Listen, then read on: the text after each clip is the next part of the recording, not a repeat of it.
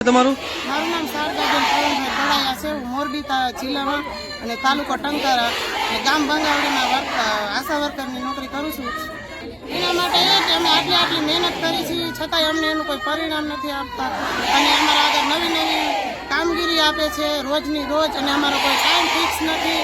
અમારો કોઈ વેતન જે અમને ધારણ કર્યું હોય ને કે આ વસ્તુનું આ કરવાનું છે તો એનું વેતન અમને મળતું નથી અને ઇન્સ્ટિટ્યૂટ ને ગ્રેચ્યુટી કાંઈ નહીં, કોઈ વસ્તુ જ નથી અમારામાં. કામ ને કામ 24 કલાક જ્યારે ફોન આવે ત્યારે કામમાંથી અમારે પહોંચી જવાનું. આભા કાર્ડ, આયુષ્યમાન કાર્ડ, એના માટે અમારા સગર્ભા બહેનોને અને કિશોરીનું એને કોઈને ધ્યાન દેવાતું નથી. બીજું જ કામ સરકાર અમને સોંપે છે. મોબાઈલનો પણ મુદ્દો છે, ઓનલાઈન કામગીરી ફૂલ કરાવે છે અને આમાં બધા આશા વર્કરો હરખા ન હોય.